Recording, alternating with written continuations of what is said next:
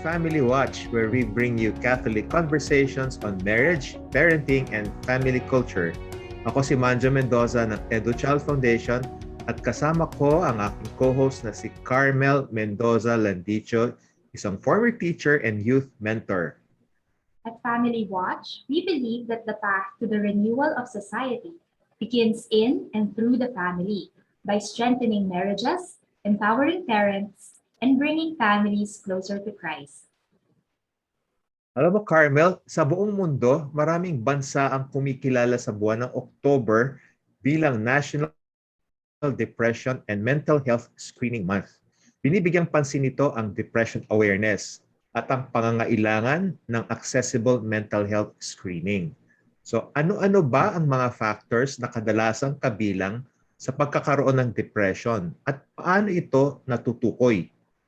Maganda rin pong malaman kung ano-ano ang pagkakaiba ng sadness, moodiness, at depression. Sa panahon kasi ngayon, minsan parang iisa lamang ang paggamit at pagkakaintindi, lalo na ng kabataan natin sa mga salitang ito.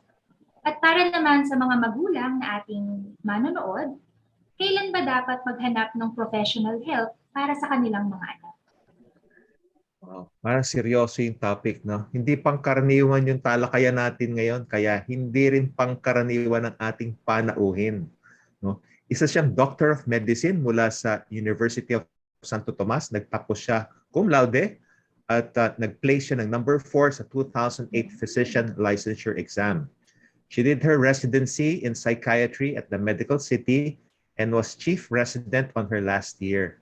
Meron din siyang bachelor's in sacred theology, magna cum laude naman, from the Pontifical University of the Holy Cross in Rome, and master's in bioethics, summa cum laude naman, from the John Paul II Institute of Marriage and Family of the Pontifical Lateran University in Rome as well. Outside her practice of psychiatry and bioethics, she spends her time in the holistic formation of the young. Okay, so let's welcome to Family Watch our special guest and friend, Dr. Kathryn Daphne Ong. Hello, Daphne. Hello, Doc. Hi. Hi, thank you. Thank you for the introduction, Manjo and Carmel. Good to be here. Thank you. Ayan, so seryoso nga usapan as mentioned by Tito Manjo, kaya simulan na natin kasi mukhang marami-rami tayong mapag-uusapan ngayon. Doc Daphne, ano po ba ang depression? Ano yung pagkaiba nito? Ano yung pinagkakaiba nito sa sadness, kalungkutan, o di kaya naman yung grief, pagluluksa na nararanasan pag namatayan? Ano ba yung pagkakaiba nito? Okay. Of course, this is a frequently asked question. No? Ano yung depression? Gaya ng sinabi mo kanina, Carmel, ang word na depression ay madalas nagagamit ngayon. Mga bata magsasabi, depressed po ako, mommy, daddy, or depressed, I need a doctor. We can think of it as a spectrum, no? Na yung depressed, maaring depressed dahil nalulungkot, dahil may problema. Normal lang naman, ang lungkot po ay isang normal human emotion na maaring maramdaman ng normal na tao. But when we say depression, we can mean depressive symptoms, mga sintomas ng lungkot, ng pagkakawalang walang motivasyon, or hopelessness, or sadness. Nagiging, we call it like a clinical depression or sakit na kapag nagkakaroon na siya ng mga matitinding sintomas ng sunod-sunod na araw ng lungkot, na nakaka-apekto na sa maraming aspekto ng buhay ng tao, sa kanyang pag-iisip, sa kanyang damdamin, at sa kanyang pagkilos, at higit sa lahat ay may negatibong epekto na sa kanyang pang-araw-araw na functioning, like going to school, grades, pakikipag-ugnayan sa pamilya, sa mga kaibigan. Pag po may mga gano'n na matinding lungkot, sunod-sunod, ng madaming araw, mahigit 2 linggo, at naka-apekto na sa functioning, yun po yung masasabi natin clinical depression, na isa po siyang sakit, isa po siyang medical. Is it necessarily accompanied by yung crying or yung weeping, ganun? Mm-hmm. Most of people with depression ay nagkakaroon po ng mga crying episodes, weeping, together with the sadness and the loneliness. But there are people who may not seem to be weeping externally, or may mga iba nga po na hindi mo talaga aakalaing depressed. Katulad ng mga tinatawag nating high-functioning depression na nakakapagtrabaho, pero deep down, meron pong low mood, merong low motivation, low drive, or low self-esteem ng pangmatagalang panahon. So it's not necessarily umiiyak, depressed. Pero kadalasan po, ang mga taong may depression ay may ganun din kayong episode. Ang niyo po na dito, parang at least 2 weeks, ganun ba yung, ano ba yung mga time frame na, kasi 2 weeks of parang continuous, persistent yung sadness niya, no? Ano pa yung iba pang pwedeng maging signs, if ever? Right. Not just sadness, kasi kung sadness lang na 2 weeks, baka tayong lahat na ay maaring matawag na depressed, no? Lalo na yung panahon ng pandemic. Actually, so not just depression, not just low mood, may kasama pong pagbaba ng enerhiya, low energy, or maaari din may kasamang pagbabagal ng pagkilot, o yung kabaliktaran, yung pagiging aligaga or very agitated or restless. Maaari din yung makita sa mga taong depressed. Aside from that, meron pong pagbabago sa tulog, either hindi nakakatulog ng maayos or tulog ng tulog buong araw. Sobra naman ng tulog. Meron ding pagbabago sa pagkain, either hindi kumakain dahil walang gana or kain naman ng kain. Nag-stress eat or nag-overeat. At makikita rin po sa mga taong depressed yung nawawalan sila ng enjoyment, yung mga bagay na dati nilang kinakasayahan. Ngayon parang walang gana, hindi nakaka-enjoy. And of course, another serious symptom of depression is the presence of suicidal ideation. Yung pong nawawala na ng gana sa lahat, including sa buhay, no? sa pagbuhay. So, hopelessness and suicidal thoughts. These are also symptoms of depression. So, ang tao pong may ganito ng mahigit 2 linggo ay masasabi po natin may clinical depression. Pero pong sakit depression. Ang hirap pala para sa layman, no? Pinakikinggan ko yung explanation. Hindi yung parang yung extremes, tulog ng tulog o hindi makatulog. Kain ng kain, hindi makakain. So yung spectrum na yun, parang hindi ito para sa layman, para i-diagnose, hindi ba? So, Doc, ano ang causes ng depression? Okay. Ang depression po, just like all the other mental illnesses, ang causes po ay multifactorial. Meaning maraming factors na nagdudulot para ang isang tao ay mag-develop ng depression. Kumbaga, ang ginagamit ko pong imahen para madaling maintindihan ay isang tapsulok na may 3 kanto. No? For good mental health, kailangan po yung 3 kanto ng tapsulok ay solid at maganda po yung pagsulot. So people with mental illness like depression, ang nangyayari po, maaring yung isa or 2 or 3 dun sa kanto ng tapsulok ay meron pong problema. So ito po ay unang-una yung biological factors, meaning physical na kalusugan, yung physical po na lagay ng ating utak, ating brain. Kung saan po may kinalaman yung chemical balance ng mga sa loob ng ating isip. Nandiyan na rin po yung genetic factors. Kung meron po tayong lahi sa pamilya ng mental illness, depression, anxiety, bipolar, schizophrenia, addiction, kahit ano pong mental illness sa pamilya, malaki po yung chance na maaari din tayo magkaroon ng mental illness. Pero hindi naman po sinasabi na basta meron sa pamilya ay magkakaroon na agad tayo dahil nga sabi natin may 2 pang kanto yung tapsulok. So the second factor is what we call the psychological factor, meaning yung mindset, paano po tayo mag-isip, paano po natin tingnan yung realidad, yung ating level ng self-esteem, our coping mechanism, our stress management skills, our intelligence, and then po yan sa psychological factors.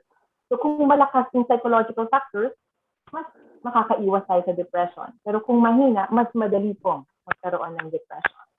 And then lastly, the third part of the triangle is what we call the social factor. Ito po yung mga tinatawag nating mga stress, things outside that affect us. Pandemic, traumatic experiences, problems in the family, in school, in relationships. mabibigat po na pangyayari sa buhay. Any of these or a combination of all these may lead someone to develop depression. Doc, nabanggit mo kanina, may genetic predisposition nga ba? Sabihin, napapasa ba yan mula tatay papunta sa anak o lumalaktaw ba siya ng generation, ganun? Yes. Opo, napapasa po siya genetically. Kung meron po sa pamilya na isang tao na merong mental illness, malaki po yung chance. Lalo na kung may dalawa o humigit pa, mas lumalaki po yung risk na mag-develop. Pero gaya nga po ng sinabi ko kanina, hindi naman po parang sumpa na kung meron sa pamilya ay sigurado na tayong magkakaroon. Hindi po ganon. Dahil nga po, kung malakas naman yung two other corners of the triangle, like yung psychological skills natin and mindset, ang malakas po, at yung environment po natin ay supportive, nurturing, kahit po meron tayo sa lahi, maaari po natin maiwasan ang pag-develop ng depression. So parang may at play pala ulit yung nature versus nurture dyan, no? Parang pwedeng biological, pero yung community rin, yung social aspect, tapos yung personality mo rin bilang kung paano mo tingnan yung mga bagay-bagay. Halimbawa, major, yung kunyari namatayan, major challenges, diba? Major loss. Kasi iba-iba nga iba-iba yung personalities ng mga tao rin when it comes to understanding these experiences. Okay. Doc, may narinig ako dati nag-describe ng anxiety is related to thinking of future events that may happen. Tapos yung depression is related to the past. It sounds so simple, pero accurate ba yun? May kinalaman po yan dun sa psychological factor na maaring mag-contribute po sa pagkakaroon ng depression. Yung mindset po. Because it has been seen sa mga pag-aaral po na ang mga tao na kadalasan ang laman po ng isip ay puro future. What if mangyari to? What if may masamang mangyari? What if magkaroon ng panganib? They're very prone to anxiety. Marami po sa kanila ay nagkakaroon ng anxiety or isa rin po siyang parang manifestation ng taong anxious. At laging future po yung iniisip. People naman who are always preoccupied by past, meaning bakit ko ba kasi ginawa yun? Ba't ako nagkamali? Sana hindi na nangyari to? Sana hindi ko yung ginawa? Or bakit ginawa yan sa akin ng mga magulang ko o ng isang tao? O yung regret or hirap magpatawad. Ito naman po mga tao na ito ay mas madaling magkaroon ng depression. They say that the fastest way to depression or the shortcut is to live in the past. That's why isa po sa mga very effective na therapy for depression is what we call mindfulness. Yun pong ito-train natin yung isip natin to focus on the present, to live in the present.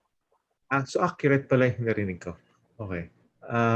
Anxiety, parang yung nakukuha ko from based on, well, medyo off-topic siya, pero related naman talaga.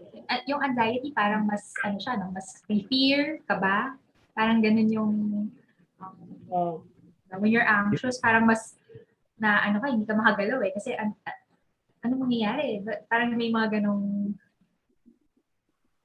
yung depression naman, yung parang, I should have done this.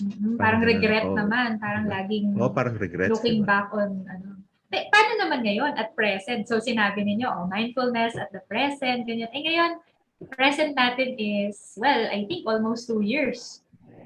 Pandemic. Diba? Nasa pandemya tayo, lalo na ngayon. Paano naman, may na bang mga interested kami actually, especially sa mga bata. Diba? May mga pag-aaral na po ba sa kasalukuyan at present tungkol sa depression, lalo na sa ngayon, sa panahon ng pandemya. At kung meron man, diba, may mga numbers po ba kayong hindi naman para takutin yung mga manonood natin, diba? Pero may mga, yun, at least lang maging aware tayo sa numbers, kung talagang naging widespread ba ito during the pandemic. At lalo na sa mga bata, may percentage ba ng mga children na meron dito? Na meron ng depression? Yeah, thank you for that question. very important, I think, for people to know this, no, na bago pa lang po mag-pandemic, ay napakataas na po talaga ng rates ng depression all over, adults and children alike. Nakakalungkot po isipin na sa mga kabataan po from 15 to 19 years old, suicide yung fourth leading cause of death among people of this age group. Suicide, yung mga nagpapakamatay po. At alam po natin na karamihan ng pagpapakamatay ay may kinalaman sa depression. As we said, it's one of the symptoms kasi po of depression. So even before the pandemic, mataas na yung rate. Now, as you can all imagine, with the pandemic and with the stress of the pandemic, lalo pa po yung tumaas. In fact, sa mga huling pag-aaral po, nakita nila na sa mga kabataan ngayon, 1 out of 4 ay nakikitaan po ng moderate to severe depressive symptoms. Kumbaga kung may bata dyan sa bahay nyo na 5, baka isa dyan may mayroon. No? 1 out of 4 children may seem to have depressive symptoms, while 1 out of 5 naman po yung nagkakaroon ng anxiety symptoms or nakitaan ng anxiety symptoms during this time of the pandemic. So we see that everyone's affected, adults and children alike. Lahat po tayo affected by this pandemic. Doc, nakikita ba yan across economic classes? Ibig sabihin, may economic class ba na mas prone sa anxiety at depression? It is seen across economic classes kasi lahat naman po tayo apektado rin ng stress, ng pandemya, and even the chemical imbalance po may affect anyone. Pagdating po sa sex, saan mas nakikita ito? The studies would say that women mas prevalent po sa mga babae. Although may mga studies rin po na nagsasabi na maaring kasi po yung mga babae yung mas nakakapagsalita about their feelings. Verbalize. At sila yung mas nauunang nakikita ng doktor o ng mga mental health professionals. Kaya po baka sa mga numero, sa mga diagnosis ay sila yung mas nakakatch. Pero yun po yung kanilang mga naiisip. Pero baka po malamang across genders din po. Siguro sa mga babae, ang tingin ko parang less prone sila to depression because they can talk about it.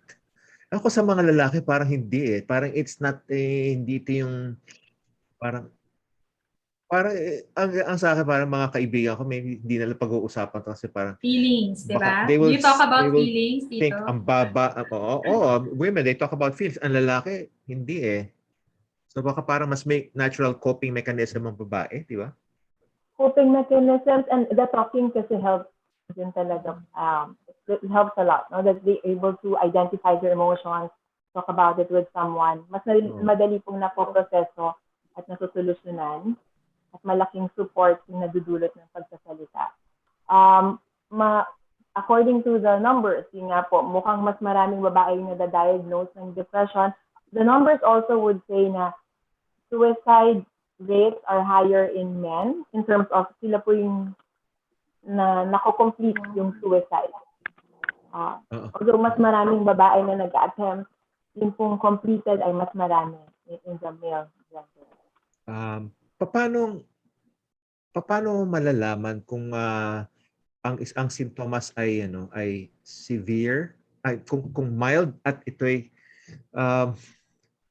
meron bang cases na yung mild na depression na hinahandle lang ng mga magulang at paano nila ginagawa ito? Actually, maraming dyan mild depression na hindi po natin nakikita at nakakatch. It's very common. Buti na lang po, we're very thankful because the brain is a very powerful organ and a wonderful organ na meron po siyang tinatawag na mga coping mechanism. Kumbaga po, nung create po tayo ng Diyos, binigyan po tayo ng mga ganitong powers na the brain can find ways to help us cope and help us achieve that balance or equilibrium sa mga pagkakataon po na sobrang lungkot or sobrang kaba, nakakagawa po siya ng paraan. So coping mechanisms like humor, no, sense of humor, or yung mga altruism. Kumbaga po, instead of allowing just the negative feelings na talagang kainin na ako ng lungkot o ng Oo, takot. Ginagamit ko itong energy na ito na nagbe-build up po into doing good things. You know, helping other people, thinking of the others, doing outreach, giving myself to the others. Sa iba po ay malaking coping mechanism yan. Maari din po yung gagamitin natin yung energy to other things. These are the healthy coping mechanisms, or we can also have coping mechanisms such as intellectualizing or rationalizing it. Yung iisipin na lang natin ano kaya yung silver lining, or ano kaya yung blessing in disguise sa pinagdadaanan ko ngayon. These are wonderful coping mechanisms, but we know also that sometimes there can be what we call unhealthy coping mechanisms po. Sa kagustuhang gumaan yung pakiramdam, minsan napapapunta sa mga unhealthy po na gawain o bagay. Yun yung gusto sana natin maiwasan. Alam mo, gusto ko pang ituloy yung usapin natin. Ano? Kaya lang, mauubos na yung oras natin na nakalat for this interview. No? So, aayayahan ko ang ating mga viewers na mag-tune in sa part 2. This is episode 46. Abangan niyo po yung episode 47 namin with the same guest, si Dr. Kathryn Daphne Ong. At pag-uusapan natin ang ano ba ang mga risk factors associated with depression? Ano ang impact ng internet, social media at kakulangan natin ng face-to-face interactions sa ating mga kaibigan? Anong epekto nito sa mental health? Sa ating episode 47 on Family Watch. So see you in the next episode. Bye!